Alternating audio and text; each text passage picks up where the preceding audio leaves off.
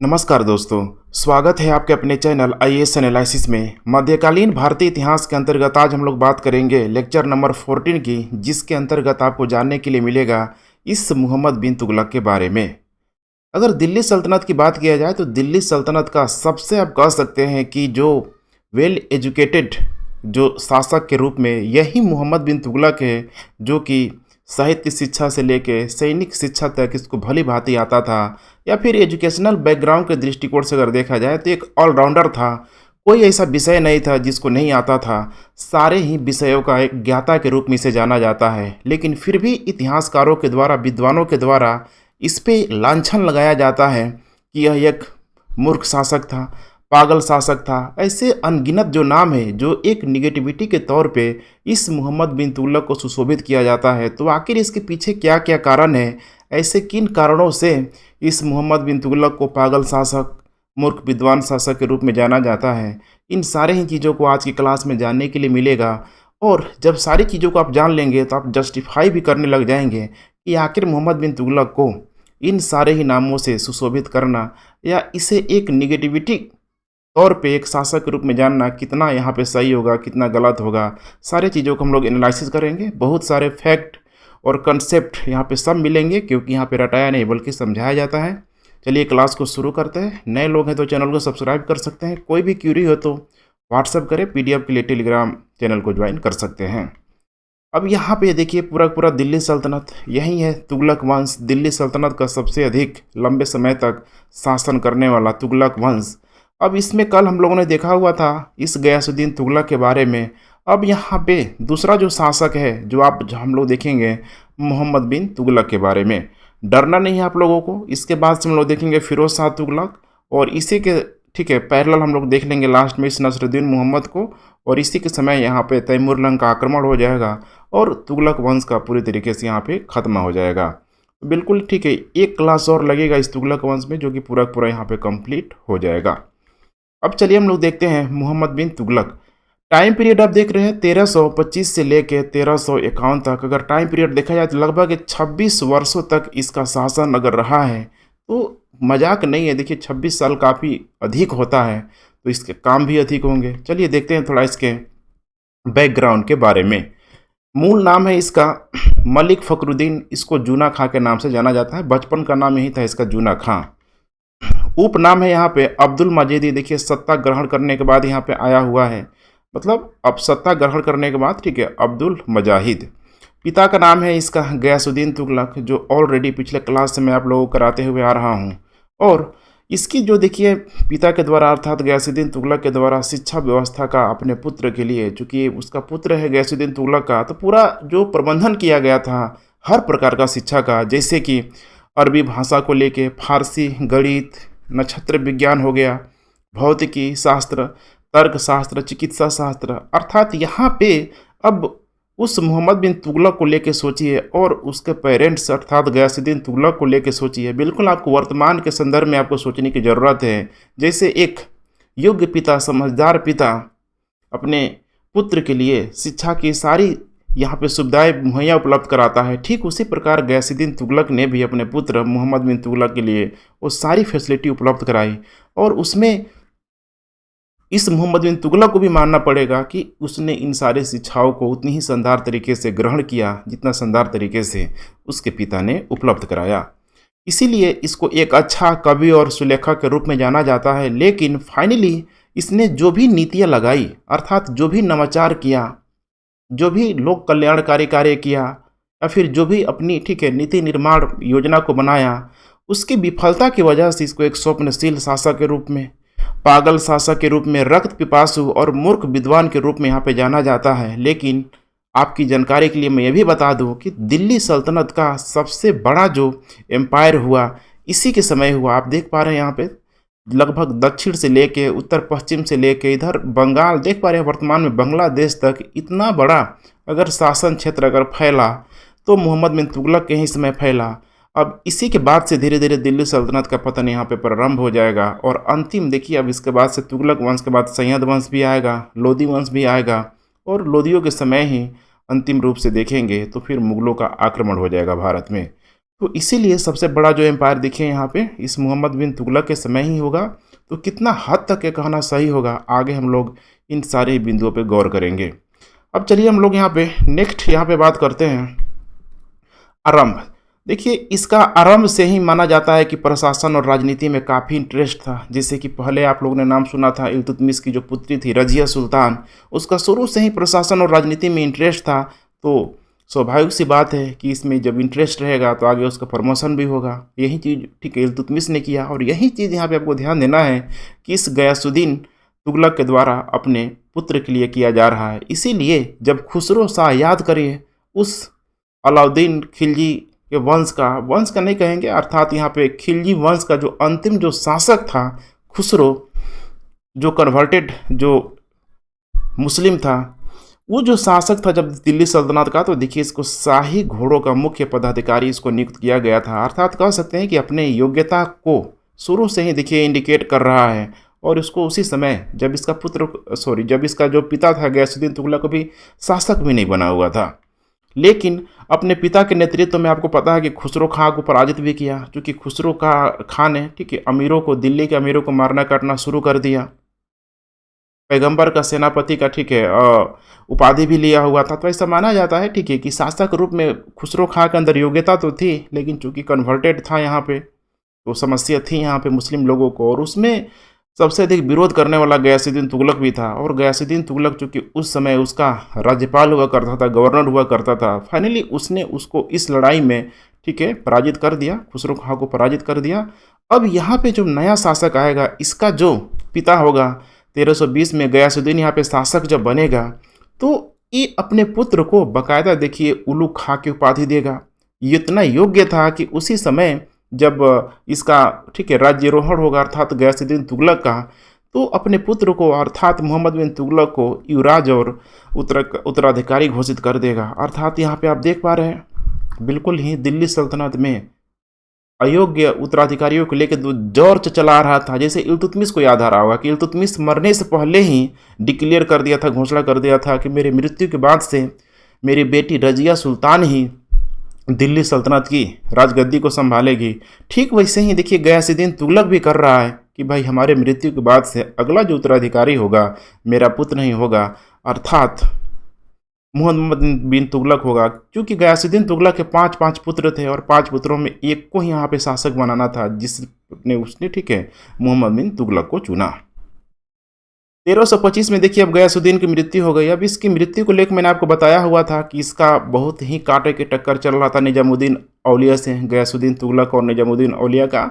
और यही कारण है कि जब गयासुद्दीन तुगलक बिहार बंगाल अभियान से जब लौट रहा था, तो आपको याद होगा हुन्नुज दिल्ली दुरस्त अस्थि करके निजामुद्दीन औलिया के द्वारा बोला गया था। और फिर फाइनली रास्ते में दिल्ली के नज़दीक तुगलताबाद के आसपास ठीक है उसकी यहाँ पे राजमहल गिरने से, मैंने घर गिरने से ठीक है, लकड़ी का महल था, गिर गया बेचारा, वो मर गया। अब देखिए मरने के बाद ठीक है यहीं अब आएगा उसका पुत्र मोहम्मद बिन तुगलक, यहाँ पे दिल्ली का शासक बनेगा। लेकिन कई सारे इतिहासकारों के द्वारा बोला भी जाता है कि उसको षड्यंत्र के तहत मारा गया, और षड्यंत्र के तहत मारने वाला और कोई नहीं था बल्कि उसका पुत्र ही था, अर्थात मोहम्मद बिन तुगलक। हो सकता है कि शासक बनने की इसकी जल्दीबाजी होगी।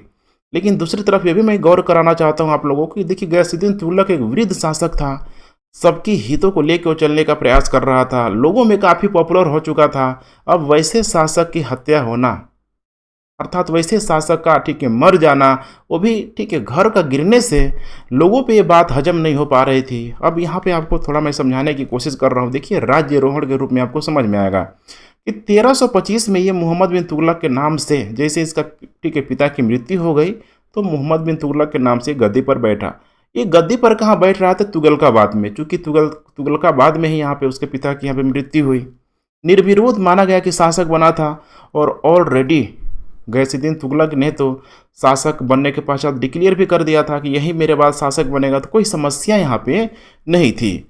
और इसने उपाधि भी धारण किया, जैसे अमीर उल मोमिनीन की उपाधि धारण किया, जिल्ली लाहा का और मोहम्मद बिन तुगलक का। 3 उपाधि आप लोग याद रखिएगा, और सबसे फेमस है यहाँ पे मोहम्मद बिन तुगलक का, क्योंकि इस प्रकार की उपाधि कोई और शासक आपको धारण करते हुए दिल्ली सल्तनत के अंतर्गत दिखाई नहीं देगा।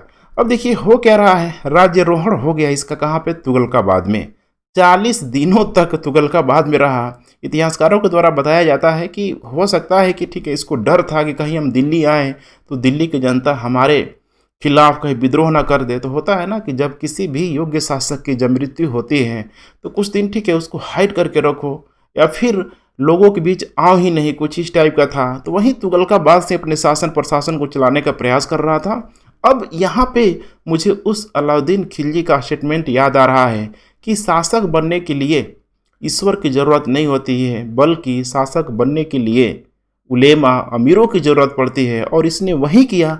देखिए क्या कर रहा है, दिल्ली में प्रवेश करने से पहले सोने और चांदी के सिक्के बंटवा दिए ताकि आम लोग भाई किसी प्रकार का कोई सवाल नहीं कर पाए।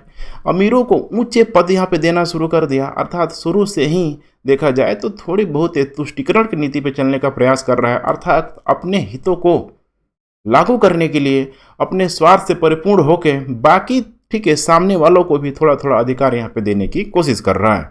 इस सामी के अनुसार यहाँ पे बोला भी जा रहा है कि देखो ये बोल रहा था अर्थात मोहम्मद बिन तुगलक कि प्रत्येक वृद्ध जो है मेरे पिता के समान है और प्रत्येक युवक बहराम खां के समान मेरा भाई है, चूंकि इसका भाई इसका योग्य भाई भी हुआ था बहराम खां। तो इस टाइप की बातें कर रहा है। जैसे अशोक कभी बोला करता था कि समस्त जो प्रजा मेरी संतान है, लेकिन ये थोड़ा दूसरे टाइप का बोल रहा है कि देखिए प्रत्येक वृद्ध पुरुष मेरे पिता के समान है और प्रत्येक युवक बहरा खां के समान मेरा भाई है, चूँकि समस्त प्रजा मेरी संतान है। ऐसा बोलने वाला एक अशोक ही हुआ है। अशोक ही ठीक है, मैंने वो अलग लेवल का खैर शासक था। तो उस टाइप के बात को बोला, लोगों ने उसको माना भी। चलिए अब देखते हैं हम लोग नेक्स्ट, इसका रजत सिद्धांत क्या था। शासक की जब गद्दी पे बैठ गया, जब सुल्तान बन गया है, तो देखिए सुल्तान की मान मर्यादा को करने के लिए यहाँ पे कुछ बहुत सारे हम लोग देख रहे हैं कि जैसे अलाउद्दीन का रजत सिद्धांत, बलबन का रजत सिद्धांत, तो इसमें थोड़ा थोड़ा आपको अंतर आएगा। और इसीलिए इसके रजत सिद्धांत में आपको ठीक है बलबन वाला क्रूरता भी देखेगा, बलबन का चौथा। और इसके अलावा जो आप कह सकते हैं कि अलाउद्दीन का ठीक है, अलाउद्दीन वाली जो बात थी यहाँ पे, जैसे कि निरंकुशता को लेके अलाउद्दीन बहुत अधिक ठीक है बल दे रहा था। धार्मिक चीज़ों को ठीक है अलाउद्दीन यहाँ पे पूरी तरीके से करने का प्रयास कर रहा था। कुछ यही चीज़ इस राजत्व सिद्धांत में मोहम्मद बिन तुगलक का हमें देखने का मिलेगा। तो पहला है देखिए दैवीय राजत्व का सिद्धांत। इसने साफ साफ बोल दिया कि सुल्तान बनना ईश्वर की इच्छा है। तो जब सुल्तान बनना ही ईश्वर की इच्छा है तो सुल्तान की बातों को मानने का आम लोगों का पूरी तरीके से मैंने कह सकते हैं कि हर हाल में उनको मानना भी चाहिए। किसी भी प्रकार का कोई क्वेश्चन टैग यहाँ पे नहीं लगाना चाहिए, जैसे कि कभी अलाउद्दीन खिलजी बोला हो करता था। तो सुल्तान की आज्ञा ही ईश्वर की आज्ञा है, किसी को भी यहाँ पे काटने रोकने का अधिकार नहीं है। निरंकुशता पे उसी तरीके से इसने बल दिया। शासन में बोल रहा है कि सुल्तान के ऊपर कोई नहीं है। तो जब शासन में सुल्तान के ऊपर कोई नहीं है तो सुल्तान जो भी बोल रहा है, इस बात को बार बार मैं गौर कर रहा हूँ, ठीक है, मैं आप लोगों को ध्यान दिला रहा हूँ कि जब शासन में सुल्तान के ऊपर कोई नहीं है तो इसका मतलब कि सुल्तान ही सर्वे सर्वा है, अर्थात अधिकारी जो भी एक सेवक मात्र है। जैसे कि शासन को चलाने वाला सुल्तान है, प्रशासन को चलाने वाले बहुत सारे अधिकारी, जैसे वर्तमान में क्या है, जैसे विधायिका है, ठीक है, उसी तरीके से यहाँ पे विधायिका के साथ साथ देखिए यहाँ पे कार्यपालिका है, न्यायपालिका है। यहाँ पे बोल रहा है कि देखो सब चीज़ यहाँ पे हमारे पे केंद्रित है। बाकी विधायिका में भी कुछ ठीक है अधिकारी होंगे, कार्यपालिका में भी कुछ अधिकारी होंगे, न्यायपालिका में भी होंगे। ये सब नाम मात्र हमारी सेवा करने के लिए है। असली पावर, असली सत्ता तो हमारे अंदर ही यहाँ पे मौजूद है। इसीलिए सत्ता में किसी भी प्रकार का हिस्सेदारी देने से बचेगा। अर्थात अलाउद्दीन खिलजी टाइप का निरंकुश था, इसमें भी आपको दिखाई देगा। योग्यता पर उसने बल दिया पूरी तरीके से। अब योग्यता पर बल देने का मतलब क्या है कि देखिए जो कुतुबुद्दीन ऐबक के द्वारा जो गुलाम वंश की स्थापना किया गया, उसके बाद से देखिए कुतुबुद्दीन वंश के बाद से ठीक है जैसे ही आएगा इलबारी वंश के रूप में ले लीजिए, बलबनी वंश के रूप में ले लीजिए, खिलजी वंश के रूप में ले लीजिए, तुगलक वंश के रूप में ले लीजिए। धीरे धीरे क्या हो रहा है तो देखिए दासों की भी कैटेगरी है यहाँ पे, और उनकी कैटेगरी, उनका वंश नीचे आ रहा है, गिरते आ रहा है, गिरते आ रहा है, गिरते आ रहा है। तो इसीलिए अब ये लोग योग्यता पर बल दे रहा है, अर्थात तुर्कियों को ही नहीं बल्कि गैर तुर्कियों को भी यहाँ पे पद देने का प्रयास किया जा रहा है। जैसे इसकी शुरुआत तो ऑलरेडी अगर देखा जाए तो रजिया सुल्तान ने कर दिया था, तुर्कियों के साथ साथ गैर तुर्कियों को अधिक बड़ा बड़ा जो पद दिया जाता था।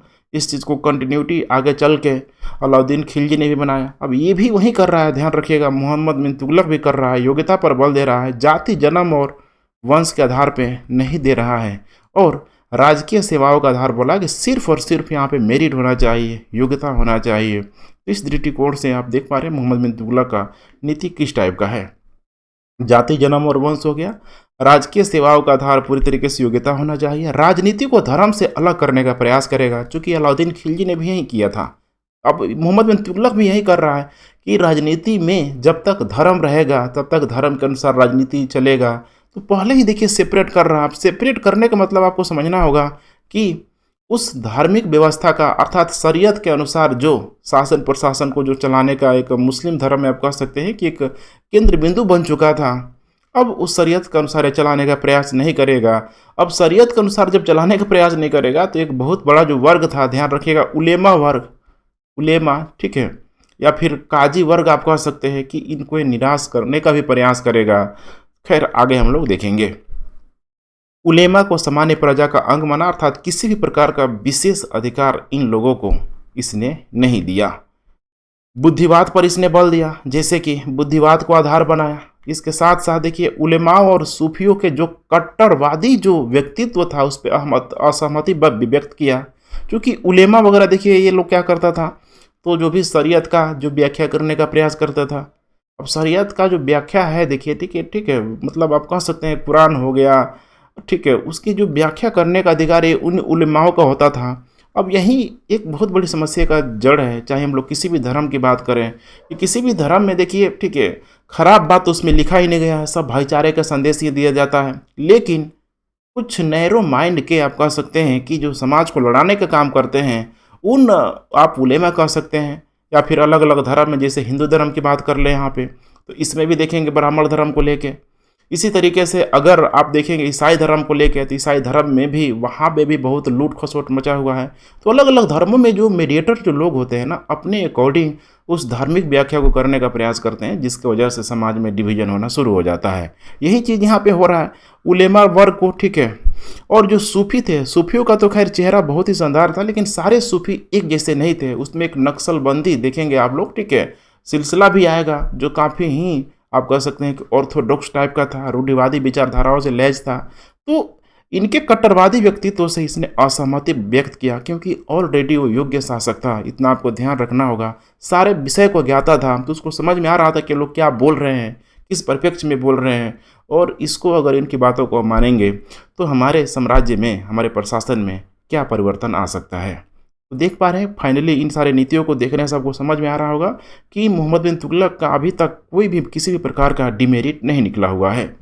साम्राज्यवाद को लेकर भाई जैसे कि उस समय मध्यकालीन भारत की हम लोग बात कर रहे हैं, तो जो भी दौर था उस समय, क्योंकि देखिए उस समय का जो दौर था आज वर्तमान से, ठीक है, उसको आप कोरिलेट करके पूरी तरीके से नहीं चल सकते हैं। उस समय सिचुएशन क्या था, परिस्थिति क्या था, वैसे ही साम्राज्यवाद के रूप में समझना चाहिए आपको कि उस समय एक जो साम्राज्यवाद का जो लहर था, चाहे किसी भी हम लोग धर्म की बात करें, पूरी तरीके से जो शासक जितना योग्य होता था अपने साम्राज्य को एक्सपेंड करता था, उसमें एक मोहम्मद बिन तुगलक था। उसका मानना था कि भूमि का एक भी ऐसा टुकड़ा बचना नहीं जाना चाहिए यहाँ पे जो कृषि योग्य हो और हमारे पहुँच से बाहर हो। इस दृष्टिकोण से आप देखेंगे तो अलाउद्दीन खिलजी टाइप का यहाँ पे भी आपको दिखाई देगा। अब देखिए नेक्स्ट यहाँ पे बर्नी ने 5 नवीन योजनाओं का उल्लेख किया। अब बर्नी है इसका, ठीक है, लगभग 16-17 सालों तक इस मोहम्मद बिन तुगलक के प्रश्रय में रहेगा। तो 5 जो नवीन योजनाओं का जो उल्लेख करेगा बर्नी, इसी 5 नवीन योजनाओं के वजह से इस मोहम्मद बिन तुगलक को मूर्ख बुद्धिमान शासक के रूप में जाना जाता है, पागल शासक के रूप में, स्वप्नशील शासक के रूप में जाना जाता है। आखिर वो 5 नवीन योजनाएं क्या है? लेकिन आपको समझना होगा कि देखिए योग्यता आप कह सकते हैं कि बहुत अधिक जो पढ़ा लिखा जो इंसान है, ठीक है, अगर हर वो नीति को ला रहा है, उन नीति को लाने के लिए नीति बनाने में जितना आपको अधिक बल देना होगा, उससे अधिक बल आपको उसका इम्प्लीमेंटेशन में देना होगा, क्रियान्वयन में बल देना होगा। जिसे आप समझने की कोशिश करिए कि वर्तमान समय में अगर, ठीक है, अगर मान के चलिए कि अगर बीजेपी गवर्नमेंट है यहाँ पे जिस तरीके से नीतियों को बना रही है, कर रही है, तो उसमें एक चीज़ आप देखेंगे कि नीतियों को तो ये लोग बना रहे हैं, लेकिन उसका इम्प्लीमेंट में भी पूरी तरीके से यहाँ पे प्रयास किया जा रहा है कि ऐसा इम्प्लीमेंटेशन होना चाहिए कि अंतिम व्यक्ति तक जो योजना का लाभ है वो मिल सके। लेकिन वहीं अगर हम लोग थोड़ा पीछे जाके देखिए, कांग्रेस गवर्नमेंट की अगर देखें तो देखिए उसमें क्या आपको दिखाई देगा कि चूंकि शुरुआती दौर था, जैसे भारत आज़ाद हुआ, बहुत सारे नीति वो को बनाया गया, लागू किया गया, लेकिन उसमें बीच में जो मीडिएटर जो लोग थे, अधिकारी के रूप में, बिचौलिए के रूप में, वो खा जाते थे। और नारा भी था, ठीक है, कि अगर हम 100% दे रहे हैं तो अगर 25% भी अगर गरीबों तक पहुंच जा रहा है तो हम मानेंगे कि योजना सफल हो गया। लेकिन अब उन्हीं चीज़ों से सीख सीख के, यही है ना, एक चीज़ में परफेक्शन नहीं आता है, धीरे धीरे आपको वो चीज़ करना होता है। अब वर्तमान गवर्नमेंट यही कर रही है, ठीक है। अब इसमें भी लीकेज होता है, लेकिन उस लीकेज की मात्रा कम है, लोगों तक पहुंच रहा है। तो इसको आपको समझना होगा कि इसने भी क्या किया, तो नवीन योजनाओं का, ठीक है, पूरी तरीके से नीति निर्माण करने का प्रयास किया। अब नवीन योजनाओं का उल्लेख जो मैं कर रहा हूँ, ठीक है, मैं बार बार समझाने की कोशिश कर रहा हूँ कि उस समय अपने आप में एक नवाचार था, नया चीज़ था, लेकिन वह नया चीज़ शायद लोगों को पूरी तरीके से समझ में नहीं आ पाया। देखते हैं क्या है जिसकी वजह से इतिहासकारों के द्वारा इसको पागल शासक के रूप में जाना जाता है। देख पा रहे हैं, नंबर 1 है यहाँ पे, कहा जा रहा है कि बहुत ही विलक्षण प्रतिभा का शासक था, यहाँ पे धनी था, और वह जनहित और राज्य की समृद्धि के लिए नित्य नई, मैंने आप कह सकते हैं कि हमेशा नई योजनाएं बनाते रहता था कि कैसे, किस प्रकार की योजनाएं बनाएं जिससे कि जनता को अधिक से अधिक यहाँ पे लाभ मिल सके। और उसी क्रम में इसने राजधानी परिवर्तन किया। देख पा रहे, दोआब में राजस्व वृद्धि भी किया, इसके साथ साथ सांकेतिक मुद्रा का प्रचलन करवाया, कृषि सुधार किया और सैनिक अभियान किया। अब इन 5 योजनाओं को थोड़ा सा हम लोग, ठीक है, एनालिसिस करेंगे, मूल्यांकन करेंगे, बहुत सारा फैक्ट आएगा और कॉन्सेप्ट तो आपको ऐसे ही क्लियर हो जाएगा। चलिए नंबर 1 में बात करते हैं, राजधानी परिवर्तन। 1327 में ये राजधानी परिवर्तन कर रहा है। अब देखिए यहाँ पे राजधानी परिवर्तन करने से पहले थोड़ा सा आपको मैप को देखना होगा कि ये है, देखिए, दिल्ली का जो क्षेत्र है, दिल्ली से राजधानी परिवर्तन किया इसने महाराष्ट्र में, दौलताबाद में। अब इन दोनों के बीच की दूरी अगर देखा जाए तो मोटा मोटी अगर देखा जाए तो 700 मील है, यहाँ पे 700 माइल यहाँ पे है। इधर मंगोलों का भी पूरी तरीके से आक्रमण हो रहा था। तो जब मंगोलों का जब आक्रमण हो रहा था तो जैसे ही वो लोग सिंधु नदी को पार करता था, दिल्ली के आसपास के इलाकों में मंडराने लगता था। शासक को भी डर था। पहला तो कारण यहाँ पे मान लीजिए। दूसरा था, देखिए, दौलताबाद को अगर द्वितीय राजधानी के रूप में यहाँ पे घोषित कर दिया जाए तो एक तरीके से इधर दक्षिण भारत के क्षेत्रों में मैनेजमेंट करना, शासन प्रशासन को चलाना यहाँ पे आसान हो जाएगा। और यहाँ से उत्तर भारत को, चूंकि बीच का एरिया आप मान सकते हैं इस एरिया को, ठीक है, तो यहाँ से भी यार आसान हो सकता है। पूरब की तरफ भी इधर जो याद होगा जाजनगर वगैरह, उड़ीसा वगैरह में कंट्रोल करना आसान हो जाएगा। तो इसीलिए राजधानी परिवर्तन को लेके देखिए यहाँ पे कुछ कारणों को हम लोग गिनाने का प्रयास करते हैं। आखिर ऐसे कौन कौन से कारण थे जिसकी वजह से इसने राजधानी परिवर्तन किया। पहला है कि उत्तर और दक्षिणी जो क्षेत्र था, माना जाता है इतिहासकारों के द्वारा कि प्रशासनिक और सांस्कृतिक एकता को स्थापित करने का इसका प्रयास किया गया। लेकिन अब यही है कि राजधानी इसने क्या किया, दिल्ली से देवगिरी अर्थात दौलताबाद, उस समय दौलताबाद को याद रखिएगा, कुतुबुल इस्लाम के रूप में इसको जाना जाता था, उस दौलताबाद के एरिया को। अब इस दौलताबाद के एरिया को बहुत आपको ध्यान से देखना होगा, क्योंकि यहीं पे आगे चल के देखेंगे, अभी इसी क्लास में आपको देखने के लिए मिलेगा, तो बहमनी साम्राज्य की भी स्थापना हो जाएगी। इसके नीचे जस्ट आप देखेंगे तो विजयनगर साम्राज्य की भी स्थापना हो जाएगी। थोड़ा मेरे साथ बने रहिए, चूँकि ये आज की क्लास बहुत इंपॉर्टेंट है आने वाले क्लासों के लिए, जिससे कि आप बार बार आएगा बहमनी साम्राज्य, विजयनगर साम्राज्य, तो आज लिंक कर लेंगे तो चीज़ें क्लियर हो जाएगी। राजधानी दिल्ली से देवगिरी किया गया यहाँ पे, और यहाँ पे बरनी बोला कि देखो साम्राज्य के केंद्र में था, इसीलिए दिल्ली से राजधानी को स्थानांतरित कर दिया गया। इब्न बतूता बोलेगा यहाँ पे कि दिल्ली के जो नागरिक थे ना, दिल्ली के जो नागरिक थे, चूंकि इब्न बतूता जो मोरक्को यात्री था, अफ्रीकी यात्री था, इसी के समय आया हुआ था, जो कोई मोहम्मद बिन तुगलक ने इसको काजी का पद दिया हुआ था। बोला कि दिल्ली के नागरिक असम्मान पत्र लिखते थे, इसीलिए अब उन दिल्ली के लोगों को मजा चखाने के लिए इसको लगा कि चलो तुमको उठा के ले चलते हैं हम लोग नए क्षेत्र में, मैं ले चलता हूँ, अर्थात बहुत बड़ा दूर, 700 मील दूर यहाँ पे दौलताबाद में। लेकिन दोनों ही जो बातें हैं इतिहासकारों के द्वारा, आगे चल के और भी लोग आएंगे, वर्तमान में जो फिर लिखा गया है उनकी बातों को यहाँ पे दरकिनार किया जाता है। जैसे कि ख्वाजा मेहदी हुसैन भी बोल रहा है कि दक्षिण में इस्लाम के प्रचार प्रसार के लिए। अब खुद वैसा शासक जो राजनीति को धर्म से अलग करने का प्रयास कर रहा है, वो दक्षिण में जाके इस्लाम को प्रचार प्रसार करने के लिए इतना बड़ा स्टेप ले लेगा। थोड़ा हम लोग मूल्यांकन करने का इसका प्रयास करते हैं। मूल कारण देखिए क्या था, वो चाहता था कि द्वितीय प्रशासनिक राजधानी के रूप में ये पूरी तरीके से, थोड़ा सा ठीक है, द्वितीय प्रशासनिक राजधानी के रूप में इसको पूरी तरीके से स्टेबलाइज करना चाहता था कि अगर द्वितीय प्रशासनिक राजधानी यहाँ पे दौलताबाद में अगर बन जाएगा तो और शानदार तरीके से यहाँ पे काम करने में हमको मदद मिलेगा। दक्षिण पर प्रभावशाली प्रशासकीय नियंत्रण स्थापित करना चाहता था। चूंकि अलाउद्दीन की मृत्यु के पश्चात आपको पता है ऑलरेडी, जब इसका जो पिता था गयासुद्दीन तुगलक, जिससे कि माबर वाला विद्रोह हुआ था, उसको जाके दबाया, वारंगल वाला विद्रोह हुआ था, तो दक्षिण के जो शासक थे अपने आप को अलग करने का प्रयास करते थे। और उतने दिल्ली से उतना दूर आना बार बार किसी शासक के लिए आसान नहीं था, क्योंकि उत्तर के क्षेत्रों में ठीक है दौलताबाद से, महाराष्ट्र से कंट्रोल करना आसान था, लेकिन दिल्ली से दक्षिण के क्षेत्रों में कंट्रोल करना इतना आसान नहीं था। और उसके बाद मंगोलों से सुरक्षा भी था, क्योंकि डायरेक्ट मैंने बताया अभी कि सिंधु नदी को पार करते हुए डायरेक्ट मंगोलों सबका अटैक ठीक है दिल्ली के आसपास के क्षेत्रों में बढ़ जाता है। शासक की सुरक्षा के दृष्टिकोण से बेहद ही खतरनाक था। हालांकि आगे चल के दिल्ली सल्तनत का पहला ऐसा शासक हुआ ये मोहम्मद बिन तुगलक, जो मंगोलों से ठीक है दोस्ताना दोस्ती का हाथ ही बढ़ाया और ठीक है दोस्त भी बना सब। चलिए नेक्स्ट देखिए यहाँ पे, अब यही है, ये है वारंगल वाला एरिया, देख पा रहे हैं यहाँ पे, थोड़ा इसको ध्यान से आप लोग देखने का प्रयास करिए। ये है वारंगल, यही है काकतीय वंश जहाँ का शासक रुद्र प्रताप हुआ करता था। ये है होयसल वंश, ये है पांड्या वाला वंश, और ये है देखिए पूरा का पूरा मोहम्मद बिन तुगलक का एम्पायर आप कह सकते हैं। 1320 के आसपास इतना बड़ा जो क्षेत्र है, क्योंकि अभी और फैलेगा, 1320 ही है। अगर 1320 में देखा जाए तो इसका जो पिता था उस समय ठीक है नया नया शासक बन के आया था गयासुद्दीन तुगलक, ठीक है गयासुद्दीन तुगलक आया हुआ था। तो इतना बड़ा है। अब यही जो मोहम्मद बिन तुगलक इन सारे ही क्षेत्रों को यहाँ पे कंट्रोल करेगा। कुछ इस टाइप का मैप हो जाएगा, बंगाल के क्षेत्र को भी मिल जाएगा, तो वैसे मिला देंगे तो ये हो जाएगा, और उड़ीसा के भी क्षेत्रों को मिला लेंगे तो कुछ इस टाइप का इतना बड़ा इसका साम्राज्य बन के आएगा। ये सब मैं दिखा क्यों रहा है, ताकि आपको ये वाला इलाका बार बार आपको ठीक है कोई समस्या नहीं हो। बीच में एक छोटा सा क्षेत्र है कामपीली का क्षेत्र, ध्यान से आप लोग देखते चलिए, अभी सारा का सारा ये चीज़ आपको देखने के लिए मिलेगा। अब यही है ना, अब यहाँ से आपको ध्यान देना है कि अब ये जो दौलताबाद का एरिया जब उसके हाथ से निकल जाएगा, आज की क्लास में निकलेगा, तो यहीं से बन जाएगा बहमनी साम्राज्य। बहमनी साम्राज्य यहाँ पे देखेंगे काकतीय डायनेस्टी और होयसल डायनेस्टी की तरफ एक बहुत बड़ा हिंदू साम्राज्य स्थापित होगा, जिसको बोला जाएगा विजयनगर साम्राज्य हरिहर एवं बुक्का के द्वारा। सारा आज हम लोग क्लियर करेंगे। थोड़ा सा मैप को देखिए, याद करने की आपको ज़रूरत नहीं होगी, बिल्कुल आप ठीक है भूल नहीं पाएंगे।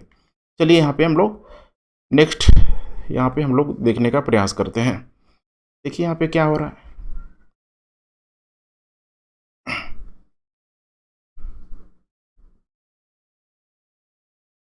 अब देखिए इसका परिणाम क्या निकला। तो परिणाम सबसे पहले तो अमीर एवं उलेमाओं को समस्या हुआ, चूँकि दिल्ली से बार बार मैं कर रहा हूँ कि दिल्ली से यहाँ लाना, इनको सबको ठीक है उठा के लाना यहाँ पे, समझिए कि इतना बड़ा ये चैलेंजिंग रोल था। एक शासक जहाँ जाता था, अमीर उलेमा वर्ग सब उसके साथ जाते थे, क्योंकि शासन प्रशासन को चलाने के लिए सबको यहाँ पे आना होता था। और इस समय तो मोहम्मद बिन तुगलक का फरमान था कि सबको ही जाएगा। देखिए उतना दूर अमीर एवं उलेमा लोग, मैंने ठीक वैसे ही है जैसे कि अगर आप एक जगह रह रहे हैं, यहाँ पे पूरा घर पूरी तरीके से आपका व्यवस्थित हो चुका है, और बोला जाए कि यहाँ से उठ के अगर आपको भाई नॉर्थ ईस्ट जाना है, दक्षिण में जाना है, तो देखिए कितनी समस्याएं होगी। पूरा का पूरा वो चीज़ आपका जो ठीक है बीता हुआ कल था छूटने लग जाएगा। समस्या यहाँ पे आएगी सभी चीज़ को लेकर। नए जगहों पे जाने पे हमेशा एक चैलेंजिंग यहाँ पे दौर होता है। यही चीज़ यहाँ पे आपको समझने की ज़रूरत है। और उसमें एक काफ़ी फेमस व्यक्ति थे, ध्यान रखिएगा, शेख निजामुद्दीन औलिया के जो शिष्य थे शेख बुरहानुद्दीन। इस गरीब को भी यहाँ पे ठीक अपने आप को गरीब मानते थे। मैंने आप कह सकते हैं कि उस समय जो भी यहाँ पे दौर चल रहा था सूफी सिलसिला का, उसमें एक बहुत बड़ा ये सबटाइटल के रूप में समझ सकते हैं। इनको भी विवश किया गया। आगे चल के देखिए 1334-35 में जैसे ही ये आएगा, इसी को मैं समझा रहा हूँ बार बार, जैसे 1334-35 में यहाँ पे ठीक है स्टेबलाइज होना शुरू होगा धीरे धीरे नया नया यहाँ पे, तब तक 1334-35 में माबर में विद्रोह हो जाएगा। माबर यही है मदुरै वाला पांडे वाला जो इलाका यहाँ पे विद्रोह हो जाएगा। तब इसको लगेगा कि हम दौलताबाद आ ही जब गए हैं तो भाई हमको दबाना आसान है। जैसे जाएगा ये वारंगल के क्षेत्रों तक आएगा, तब तक प्लेग, समझ रहे हैं ना, बहुत खतरनाक बीमारी जिसको ब्लैक डेथ बोला जाता है। ये ब्लैक डेथ जो महामारी है पूरी तरीके से फैल गई। रास्ते में ही इसके सैनिक मारे गए। देखिए रास्ते में इसके सैनिक मारे गए और ये अफवाह फैल गया कि तुगलक भी उस प्लेग महामारी में यहाँ पे मर गया, अर्थात मृत्यु की अफवाह फैल गई। इससे क्या हुआ कि जैसे ही दक्षिण के जो क्षेत्र थे, जो भी मैंने आपको मैप दिखाया हुआ था, माबर था, द्वार समुद्र था, वहीं होयसल वाला इलाका और वारंगल वाला, इन तीनों ही क्षेत्रीय शक्तियों ने दिल्ली सल्तनत से अपने आप को सेपरेट कर लिया। और 14 वर्ष बाद पुनः इसको लगा कि भाई हमारा ठीक है सही निर्णय नहीं है। 14 वर्ष बाद पुनः ये लोगों को बोलेगा कि चलो अब दिल्ली चलना है तुम लोगों को। कहाँ चलना है? दिल्ली, दौलताबाद से दिल्ली चलना है। जैसे तुम लोगों को इतना कष्टपूर्ण कर यहाँ पे करके यहाँ पे लाया गया था दौलताबाद में, वैसे ही तुमको रिटर्न चलना है। तो यहाँ पे देखिए उसको पागल के रूप में नहीं जाना जा सकता है, बल्कि वो समस्याओं को समझ रहा है कि दौलताबाद आने से कितना बड़ा मेरे लिए चैलेंज यहाँ पे रोल हो गया, चैलेंजिंग फेज यहाँ पे आ गया। तो इसीलिए बाकायदा ठीक है इतिहासकारों के द्वारा बोला जाता है, देखो बहुत पागल शासक थे यहाँ पे, लाया दिल्ली से दौलताबाद लाया, फिर उठा के बोल रहा है कि चलो दिल्ली चलो। इसमें देखिए क्या हो रहा है, तो बहुत सारे जो सूफी और उलेमा था इस बार इन लोगों ने मना कर दिया कि जहीम भाई तुम जाओ, क्योंकि ऑलरेडी इब्न बतूता यहाँ पे बोलेगा कि जब दिल्ली से ये लोग उठ के आएगा ना, दिल्ली से जब वो ये लोग उठ के आएगा तो इब्न बतूता बोलेगा कि दिल्ली में जो भी इमारत वगैरह था उस इमारतों के आसपास कुत्ते बिल्ली तक नहीं थे, सबको ये उठा के ले आया था, दौलताबाद ले आया था। बर्नी भी बोलेगा, ठीक है, कुछ ना कुछ इतिहासकारों को यहाँ पे बोला जाता है, ठीक है, तो आप लोग यहाँ पे ध्यान रखिएगा।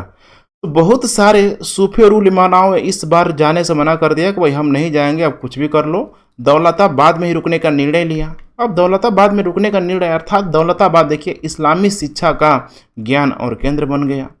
इसीलिए वर्तमान में देखिए जो हैदराबाद का जो इलाका है आपको वहाँ पे ठीक है काफ़ी जो मुस्लिम मेजोरिटी देखने के लिए मिल जाएगा।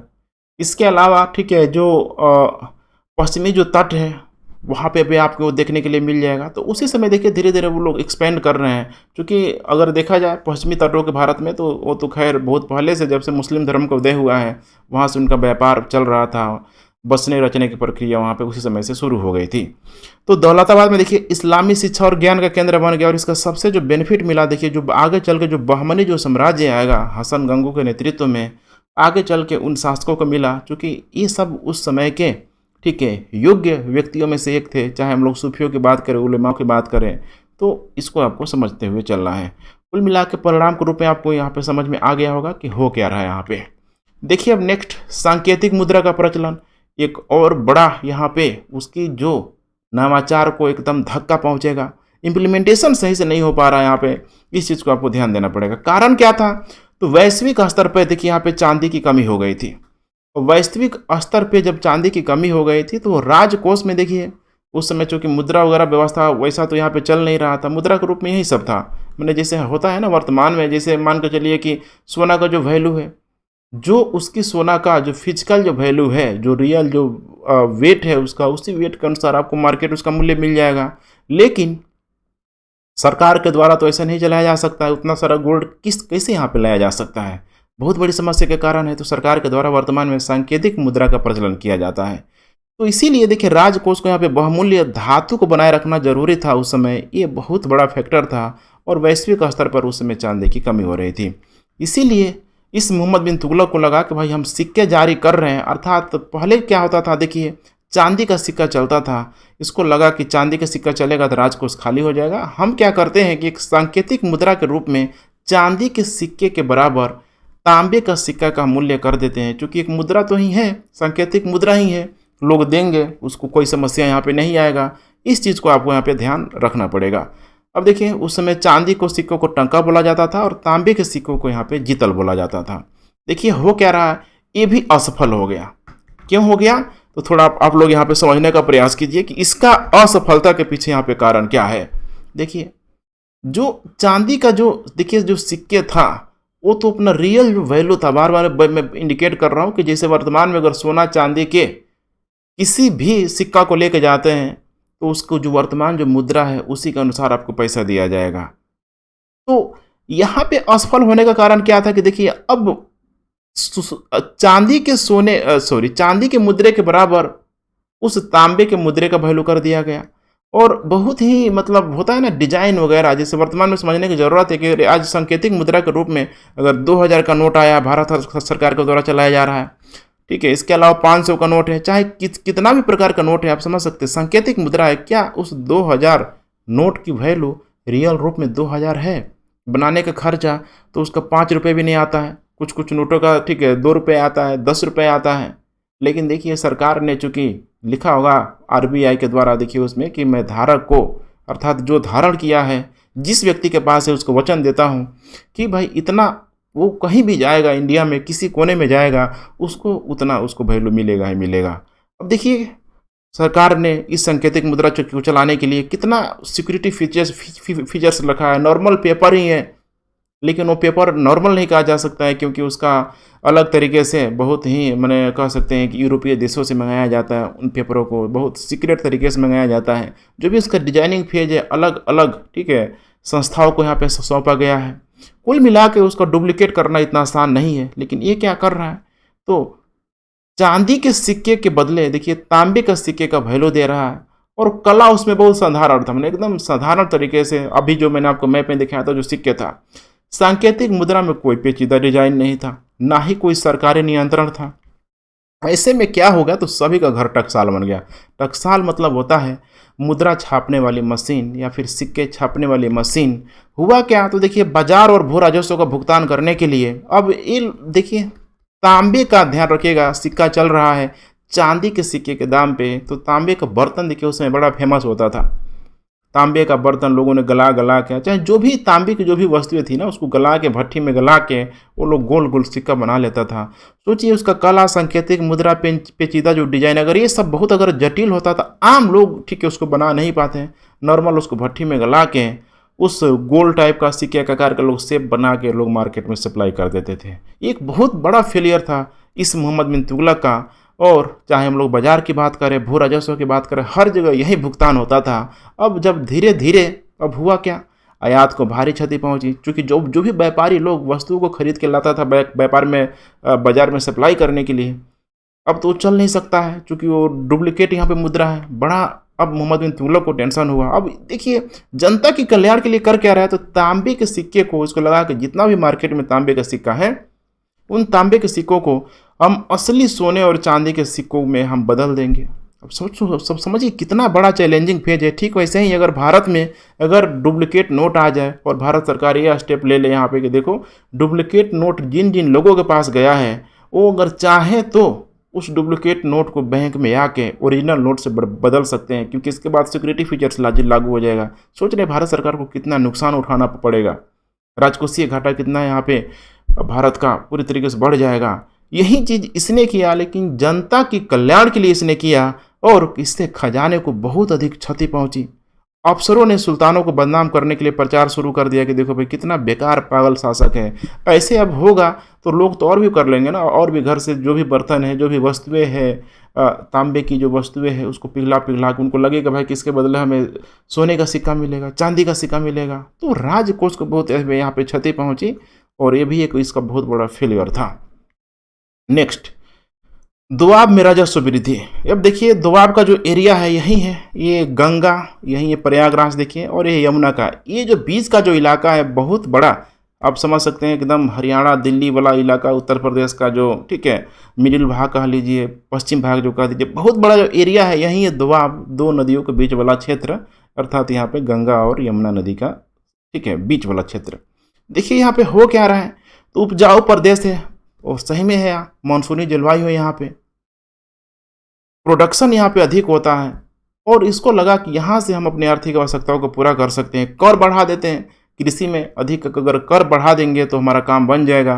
कर बढ़ाएंगे तो किसानों को दिक्कत भी नहीं होगा, उनकी आवश्यकता भी पूरी हो गई और राजकोष भी समृद्ध होगा। लगान में इसने 50% तक वृद्धि कर दिया। अब कर वृद्धि के समय अब यही है ना, किस्मत खराब होती है तो देखिए क्या क्या होता है। जैसे कर वृद्धि किया वहाँ अकाल पड़ गया, और वो काल 7 वर्षों तक रहा। लेकिन अब इसने तो पूरी तरीके से घोषणा पत्र जारी कर दिया था, इसीलिए भू राजस्व अधिकारियों ने निर्दयता से वसूल किया किसानों से कि भाई हमें क्या पता है, शासक समय फरमान मिला है कि तुमको देना पड़ेगा। और यहाँ पे बहुत बहुसंख्यक हिंदू आबादी भी रह रही थी, मुस्लिम आबादी भी मौजूद है। गंगा यमुना तहजीबी के नाम से आप लोग बार बार सुनते हैं। चराई कर और गढ़ी कर को भी सख्ती से वसूला गया इन क्षेत्रों में। किसानों ने अब क्या किया, फसलों में आग लगा दिया क्रुद्ध होकर। इनको लगा कि भाई अब हम फसल लगाए ही क्यों, 50% भाग यहाँ पर दे दिया जाता है, ऊपर से अकाल के मार अलग है, भूखे रह जाएंगे, मर जाएंगे। खेती करना यहाँ पे छोड़ दिया, और जमींदारों ने लगान देने से इनकार कर दिया। जमींदारों तक की हालत खराब हो गई है, क्योंकि 7 वर्षों तक ये लगान का दौर यहाँ पे जारी था। इससे क्या होगा, तो अब व्यवस्था फैल जाएगा पूरे दोआब में, यहाँ पे विद्रोह फैलने लगा, और किसानों ने देखिए राजस्व अधिकारी और सैनिकों की हत्या शुरू कर दिया, क्योंकि ज़बरदस्ती होगा तो समस्या तो आएगा ही आएगा। आगे चल के आप जब पढ़ेंगे इन क्षेत्रों में, ठीक है, जब भारत के जो दक्षिण क्षेत्रों में चूँकि अस्थायी बंदोबस्त था, इधर महालवाड़ी बंदोबस्त था, ठीक है, महालवाड़ी और ठीक है अस्थाई, इसके अलावा पंजाब के क्षेत्रों में देखा जाए तो महालवाड़ी बंदोबस्त था। इधर जब देखेंगे अंग्रेजों के समय जब इधर आएगा, ठीक है, खासकर दक्षिणी भारत में रैयतवाड़ी जो क्षेत्र होगा, रैयतवाड़ी बंदोबस्त के माध्यम से देखेंगे तो वहाँ पे भी बहुत बड़ी मात्रा में खासकर इसी कर व्यवस्था को लेके देखेंगे कि हिंसक आंदोलन भी यहाँ पे शुरू हो जाएगा।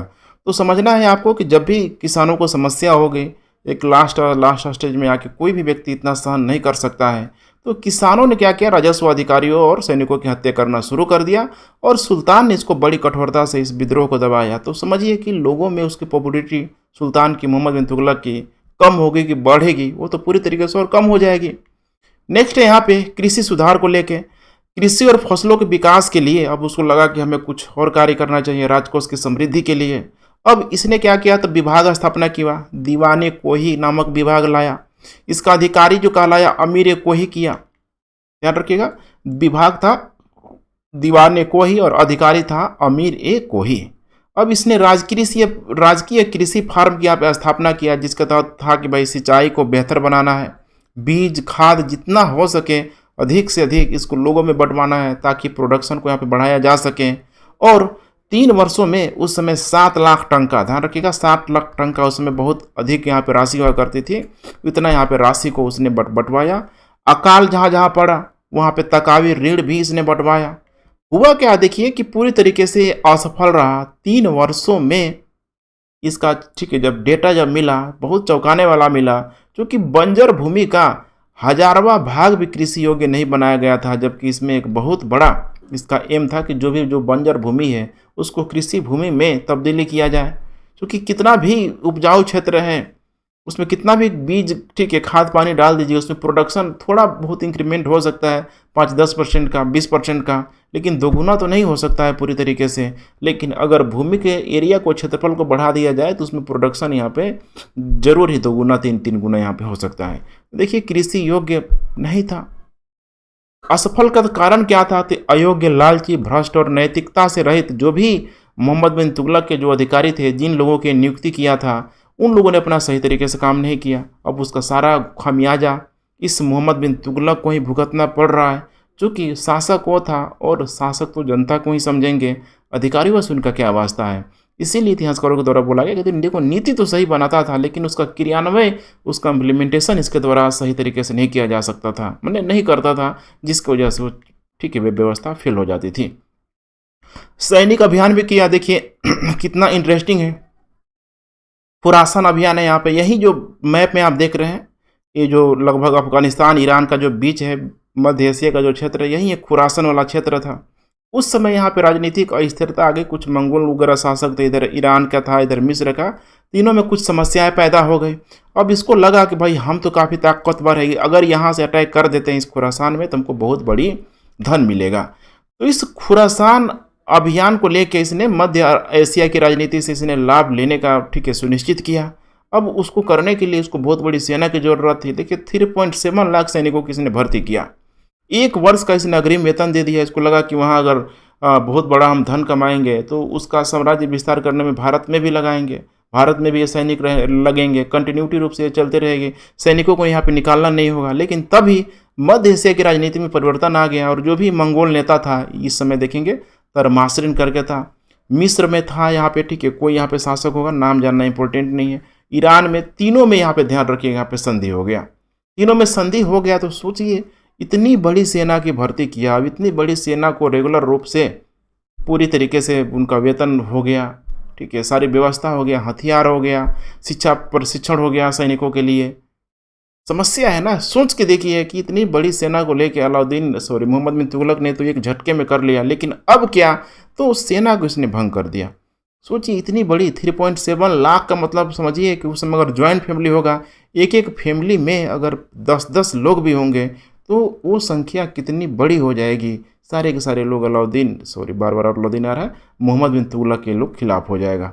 समस्या तो होगी ही होगी। देखिए असंतोष का वातावरण उत्पन्न कर दिया। इसकी लोकप्रियता पूरी तरीके से कम होने लगी कि जो भी ये तो शासक ही पैदा लिया है जनता के कष्ट को यहाँ पे ठीक है देने के लिए, जनता को झिलाने के लिए हमें पैदा लिया हुआ है। इसको कुछ समझ नहीं है, इसीलिए बार बार इन सारे चीज़ों से यहाँ पे इतिहासकारों के द्वारा ठीक है इसको पागल, बुद्धिमान, ठीक है मूर्ख बुद्धिमान शासक के रूप में जाना जाता है। लेकिन आपको समझना है कि देखिए जो भी ये कार्य कर रहा है उस समय की परिस्थितियों को ध्यान में रख के कर रहा है।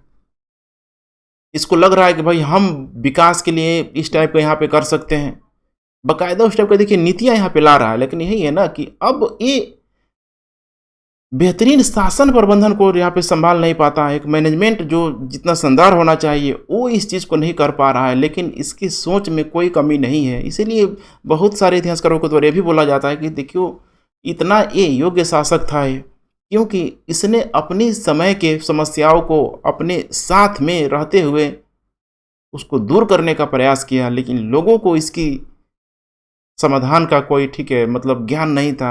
अर्थात समय से अधिक विद्वान हो जाना, जैसे कि यूरोपीय इतिहास में आप लोगों ने वोल्टेयर को पढ़ा होगा कि वोल्टेयर अपने समय से बहुत अधिक प्रबुद्ध हो गया था। अर्थात जिस समय में आप हैं उस समय के अकॉर्डिंग लोगों को देख के आप पे बात करना होगा। अधिक अधिक इंटेलेक्चुअल बनना भी बहुत अधिक खतरनाक हो जाता है, जैसे कि इस मोहम्मद बिन तुगलक के साथ हुआ। अब देखिए यहाँ पे कराचिल अभियान भी करेगा 1337-38 में। कराचिल हिमालय की जो तराई का जो एरिया है आधुनिक कुमायूं जिला उत्तराखंड में आपको देखने के लिए मिल जाएगा। वहाँ पे सामरिक दृष्टिकोण से जो एरिया था काफ़ी महत्वपूर्ण था, क्योंकि सल्तनत और चीनी साम्राज्य के बीच का जो एरिया था, इधर पूरा ग्रेट हिमालय ले लीजिए, यही नीचे उत्तराखंड का एरिया है और इधर यहाँ पे चीनी वाला एरिया हो जाएगा पूरा का पूरा। तो बीच का ये एरिया था और यहाँ पे पहाड़ी शासकों का इसको था कि भाई ये लोग अलग सेपरेट होने का दावा कर रहे थे, पहाड़ी शासकों का दमन करेंगे, सीमावर्ती क्षेत्रों पर अपना प्रभाव यहाँ पे जमाने की इसने कोशिश किया और मलिक खुसरो के नेतृत्व में भेज दिया।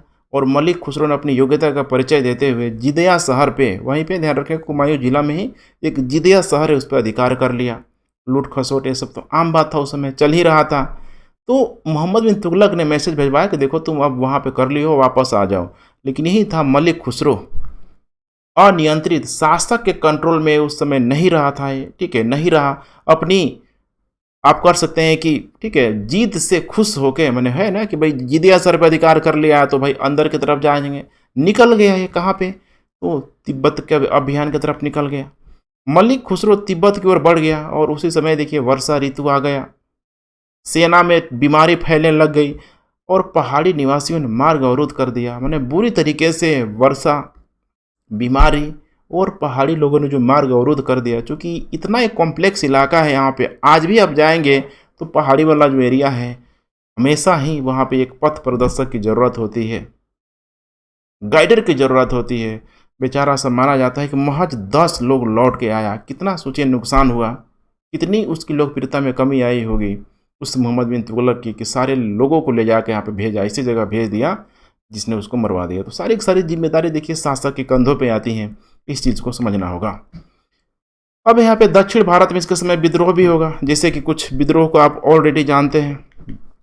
34 विद्रोह हुआ है, सबसे अधिक जो विद्रोह हुआ है इससे मोहम्मद बिन तुगलक के समय हुआ है। और जितना बड़ा साम्राज्य इसके समय फैला, मैंने बताया था शुरू में ये वाला जो इलाका इस टाइप का फैला हुआ था, उतना ही तेज़ी से ठीक है ये इलाका डिक्लाइन भी होगा। जैसे माबर था मदुरा का विद्रोह, सैयद एहसान शाह ने विद्रोह किया, अपने नाम किसने सिक्के चलवाए थे और मदुरै में स्वतंत्र राज्य किसने स्थापना कर लिया था।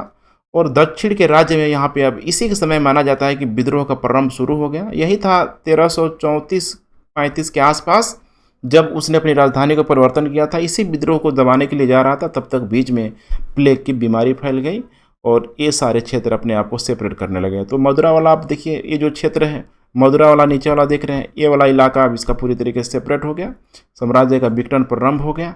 इसी क्रम में देखेंगे तो विजयनगर साम्राज्य की स्थापना हो जाएगी 1336 के आसपास। यहाँ पे हरिहर और उसका जो भाई होगा बुक्का, यहाँ पे हिंदू राज्य की स्थापना कर लेगा ये दोनों मिलके, और मोहम्मद बिन तुगलक के साम्राज्य के अवशेषों पर हुई। अर्थात पूछा जा सकता है कि विजयनगर की साम्राज्य की स्थापना के समय दिल्ली सल्तनत का शासक कौन था। उस समय शासक का ध्यान रखिएगा मोहम्मद बिन तुगलक। वारंगल उसी तरीके से देखिए, वारंगल में कन्हैया नामक व्यक्ति ने यहाँ पे विद्रोह कर दिया, वहाँ पे ठीक है शासक बन गया। वहाँ का राज्यपाल भागकर दिल्ली पहुँचा, तब तक बहुत देर हो चुकी थी। वारंगल देखिए पूर्ण रूप से देखा जाए तो दिल्ली सल्तनत से वो भी अलग हो गया। वारंगल और उसके निकटवर्ती क्षेत्र में हिंदुओं की सत्ता यहाँ पे पूरी तरीके से स्थापित हो गई। वैसे ही बीच का में छोटा सा क्षेत्र था, कंपिली का क्षेत्र था, वहाँ पे विजयनगर वारंगल के विद्रोह जब ठीक है यहाँ पे शुरू हुआ, वहाँ पे हो गया। वहाँ पे भी कंपिली में ध्यान रखिएगा, हिंदुओं का राज्य यहाँ पे स्थापित हो गया। तो आगे चल के कंपिली रहेगा नहीं, बहुत छोटा सा क्षेत्र है। नेक्स्ट यहाँ पे बीदर का विद्रोह 1338-39 में देखिए, ताज मुकुल नुसरत खान ने, जो सिहाब सुल्तानी के नाम से जाना जाता है, यहाँ पे दे देगा कि किस किस क्षेत्रों में किस किस व्यक्ति ने विद्रोह किया। तो इसमें उतना डिटेलिंग नहीं करना है हमको, बस आपको ध्यान रख के चलना है। उसी तरीके से यहाँ पे आंध्रा का विद्रोह है। यहाँ पे आंध्रा में देखिए पोरलाय और कपाय नामक दो भाइयों ने यहाँ पे विद्रोह किया। और इसके बाद सबसे इंपॉर्टेंट यहाँ पे बहमनी राज्य की स्थापना कर दिया गया, क्योंकि हसन गंगू के नेतृत्व में उसी दौलताबाद देवगिरी के क्षेत्रों में यहाँ पे किया गया एक बहुत बड़ा रिवोल्यूशनरी क्रांतिकारी दौरा आएगा हसन गंगू के नेतृत्व में, चूँकि ये कभी पूरी तरीके से दिल्ली सल्तनत का अंग हुआ करता था। हसन गंगू ने अलाउद्दीन बहमन शाह की उपाधि धारण की, और आपको पता है कि एक स्वतंत्र शासक ही इस प्रकार की उपाधि धारण कर सकता था। 1347 में इसने बहमनी राज्य की स्थापना कर लिया। अब यही बहमनी राज्य ठीक है टूटेगा तो फिर दक्कन के सुल्तान के नाम से जाना जाएगा, जिसका ऑलरेडी विजयनगर साम्राज्य से सीमा विवाद को लेकर काफ़ी लंबे समय तक को ठीक है टकराहट की स्थिति बनी रहेगी। उसके बाद होगा इधर बंगाल का विद्रोह। देखिए 1338 ईस्वी में मलिक फखरुद्दीन ने सुनार गांव में अपनी स्वतंत्रता को यहाँ पे घोषित कर दिया कि भाई अब हमको नहीं रहना है तुम्हारे अंडर कंट्रोल में। और सुल्तान फखरुद्दीन ने यहाँ पे ठीक है सुल्तान फखरुद्दीन का यहाँ पे खिताब धारण किया।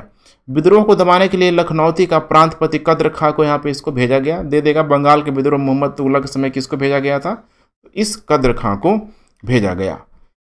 इसके बाद अंतिम और लास्ट विद्रोह होगा अमीर तगी का विद्रोह। चूंकि 34 विद्रोह है तो 34 विद्रोह को तो आप ठीक है नहीं देखे जा सकते हैं, उसमें बार बार वैसे विद्रोह को पूछा जाता है जो यहाँ पे मैंने आप लोगों को ऑलरेडी ठीक है प्रोवाइड करा दिया है, शामिल करा दिया, बार बार यही से प्रश्न पूछा जाता है।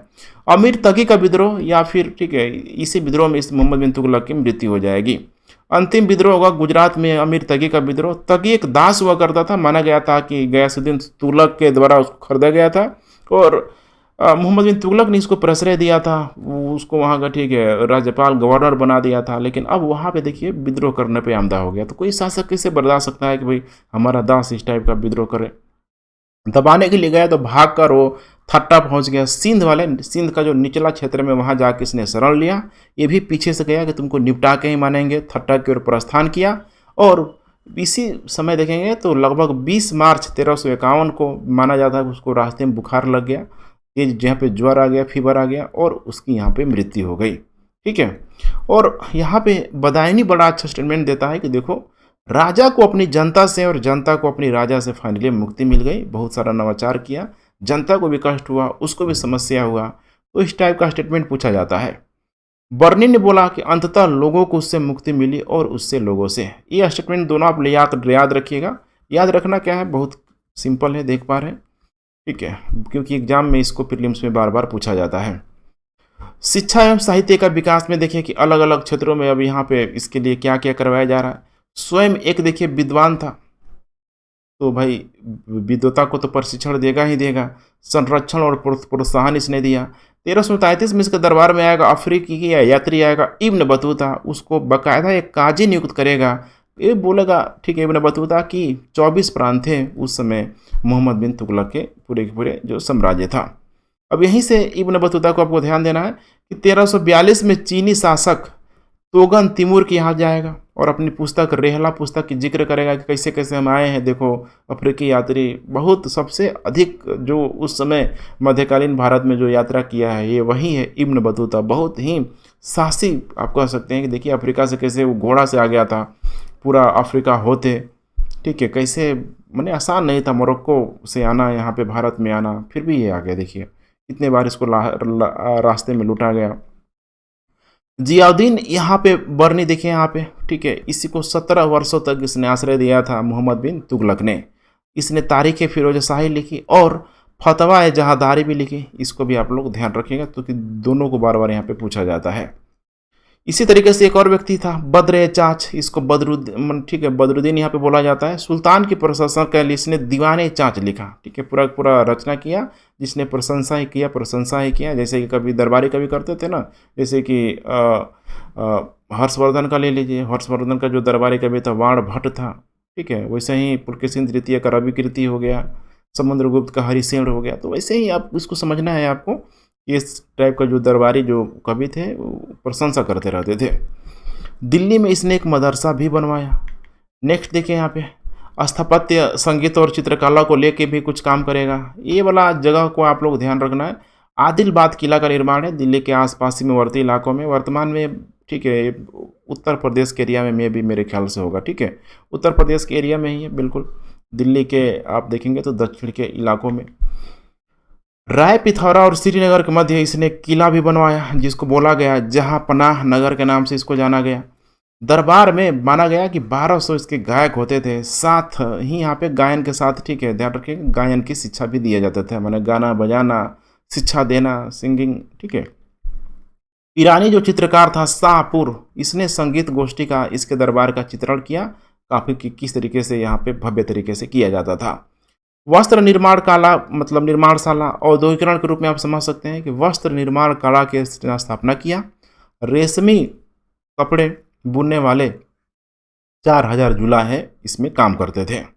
इसके अलावा इसकी धार्मिक नीति को भी समझना जरूरी है। देखिए यहाँ पे क्या हो रहा है, बहुसंख्यक हिंदू प्रजा के साथ इसने सहिष्णुता का व्यवहार किया। बड़ा ये देखिए ना, जब इस टाइप का कोई शासक आता है तो थोड़ा आपको ध्यान से देखना होगा, एग्जाम पूछता है। तो बहुसंख्यक हिंदू प्रजा के साथ सहिष्णुता का व्यवहार करने का भी प्रयास किया गया। ये हिंदुओं को इसने बाकायदा उच्च पद पर नियुक्त किया। जैसे कि एक व्यक्ति का नाम आता है साईराज, ये उसके दरबार में एक हिंदू मंत्री था। सती प्रथा को रोकने का प्रयास किया। होली में पार्टिसिपेट करने वाला, मैंने दोनों ही, सती प्रथा हो गया, होली में पार्टिसिपेट करने वाला, कुछ इस टाइप का जो गतिविधियाँ आ रही है उस समय के संदर्भ में देखा जाए तो पहला ऐसा शासक है जो बाकायदा सती प्रथा को रोकने का प्रयास करेगा, होली के त्यौहार में भाग लेगा। जो एक मुस्लिम व्यक्ति होते हुए भी कहीं ना कहीं देखिए उसमें धार्मिक सहिष्णुता को यहाँ पे इंडिकेट किया जा रहा है। धर्मशाला और गौशाला के यहाँ पे निर्माण का उसने आदेश दिया कि भाई, आदेश भी दिया पैसा के रूप में, ठीक है, अनुदान भी दिया कि देखो गायों वगैरह के लिए, ठीक है, धर्मशाला हो गया। धर्मशाला चूँकि उस समय साधु जो संत होते थे उनके लिए धर्मशाला, और गौशाला के लिए, गायों के लिए यहाँ पे। जैन विद्वान हो गया, जैसे कि जीन प्रभा सूरी हो गया, जम्बू जी, राजशेखर, ऐसे जो जैन जो विद्वान थे इनको सम्मान भी दिया, उनसे बातें भी करता था। देख पा रहे हैं ना, उसकी धार्मिक सहिष्णुता की वजह से उसको कभी कभी, ठीक है, द्वितीय अकबर के रूप में भी जाना जाता है। इसके अलावा पालितानी वर्तमान में गुजरात है, वहाँ पर शत्रुंजय जो मंदिर है, जैन मंदिर में भी गया, माना जाता है कि वहाँ पे वो दर्शन के लिए भी गया। इसके बाद मोहम्मद बिन तुगलक और सूफी संत में जो काफ़ी, एक तरीके से आप कह सकते हैं कि, ठीक है, बहुत अधिक की स्थिति तो अच्छी नहीं है, क्योंकि सूफी संत में एक उन्हीं लोगों को प्रश्रय देता था जो बिल्कुल लचील थे, कुछ अच्छी अच्छी बातें करते थे, ये नहीं कि बिल्कुल जो कॉम्प्लेक्स थे, मतलब जो जटिल, जैसे मैंने कादरी वगैरह सिलसिला का नाम दिया, जो बिल्कुल ऑर्थोडॉक्स थे, बिल्कुल मैंने आप कह सकते हैं कि रूढ़िवादी विचारधाराओं से ग्रस्त थे। सूफीवाद में इसका विश्वास नहीं था, लेकिन आदर करता था। ध्यान रखिएगा, बहुत कॉम्प्लेक्स यहाँ पे समझना होगा आपको, क्योंकि देखिए सूफीज़म जब आया ना तो सूफीवाद ने क्या किया, तो बिल्कुल ही सूफीवादों का इन उलेमाओं से बहुत अधिक इनका, ठीक है, नाता था नहीं। दोनों में अगर देखा जाए तो 36 का आंकड़ा यहाँ पे चलते रहता था। इसीलिए कहा जा रहा है कि सूफीवाद में इसने क्या किया, विश्वास नहीं करता था, लेकिन आदर करता था, थोड़ा बहुत ही आदर करता था। वह शेख अलाउद्दीन का यहाँ पे शिष्य था और ख्वाजा मोइनुद्दीन के चिश्ती की दरबार पे गया। बहराइच में देखिए सलार मसूद गाजे के मकबरे का इसने दर्शन किया। थोड़ा सा आपको यहाँ पे, ठीक है, देखना होगा कि उलेमाओं से अधिक ये भाव इन चिश्तियों को यहाँ पे दे रहा है, सूफियों को दे रहा है। बदायूं में इसने मीरा मुल्हिम, दिल्ली में शेख निजामुद्दीन औलिया हो गया, मुल्तान में शेख, ठीक है, रुकनुद्दीन, अजोधन में शेख अलाउद्दीन आदि संतों की कब्र और इसने मकबरों को भी बनवाया। तो इसे आप देख पा रहे हैं ना, थोड़ी लचीलता आपको यहाँ पे दिखाई देगी। थोड़ा इसको आप लोग ध्यान से देखिएगा, ठीक है, यहाँ से प्रश्न बार बार पूछा जाता है, पूछा जा सकता है। शेख नसरुद्दीन चिरागे दिल्ली सुल्तान के विरोधियों में से एक था ही पूरी तरीके से, और उदार धार्मिक नीति के कारण चूंकि हिंदुओं को भी प्रश्रय दे रहा था, ठीक है, उलेमा वर्ग ने उसका विरोध किया, चूंकि जो भी ध्यान रखेगा हिंदुओं को प्रश्रय देगा, सूफी संतों को थोड़ा भाव देगा, तो इन उलेमाओं को चीड़ आना स्वाभाविक था, क्योंकि ये जो उलेमा वर्ग थे, चिश्ती सिलसिला का कादरी जो सिलसिला है ना, थोड़ा बहुत उसी से इनका मतलब रूढ़िवादी जो लोग थे उन सब बनता था। अदरवाइज ये उलेमा वर्ग बहुत खतरनाक लोग थे, ध्यान रखिएगा। ठीक है, बिल्कुल ही रूढ़िवादी विचारों से आप ग्रस्त आप कर सकते हैं। तो उलेमा वर्ग ने उसका विरोध किया। इसामी और ठीक है बर्नी ने तो यहाँ तक इसको अधर्मी शासक के रूप में इसको घोषित कर दिया। किसने? इसामी और बर्नी ने, ध्यान रखिएगा, इसामी और बर्नी ने। इसके अलावा कुछ अन्य स्रोत या फिर अन्य जो तथ्य के रूप में आप समझ सकते हैं कि मंगोलों के साथ इसने मैत्री संबंध स्थापित करने का प्रयास किया, सफल भी हुआ। एशियाई और अफ्रीकी देशों से सांस्कृतिक संबंध स्थापित किया। 1341 में देखिए बाकायदे चीन के जो ठीक है मंगोल जो सम्राट था उस समय, तोमर तिगुन का एक शिष्टमंडल इसी के समय हिमाचल प्रदेश में ये लोग आया और कुछ बौद्ध मंदिरों को देखने के लिए वो लोग आया हुआ था। ऐसा स्टेटमेंट भी दे सकता है। भारत में आने वाले सभी विदेशियों को अजीज की उपाधि देता था। अजीज, समझ रहे हैं ना, अजीज, एकदम तुम लोग अजीज हो, तो अजीज की उपाधि ये देता था। तो कुल मिला के देखिए यही था मोहम्मद बिन तुगलक के बारे में। बहुत ही यहाँ पे कॉन्सेप्ट प्लस फैक्ट के माध्यम से सारी चीज़ों को मैंने आपको प्रोवाइड करा दिया है। उम्मीद है आप लोग प्रश्न यहाँ से नहीं छूटेगा। लेक्चर की अवधि थोड़ी सी अधिक लंबी होती है, कारण यही होता है कि मुझे समझाना होता है, ना कि रटाना होता है। तो थोड़ा सा आप इस चीज़ को समझते हुए चलना होगा। फीडबैक अपना देते रहें, लेक्चर को ठीक है शेयर मैक्सिमम लोगों तक करते रहें। Thanks for watching. जय हिंद।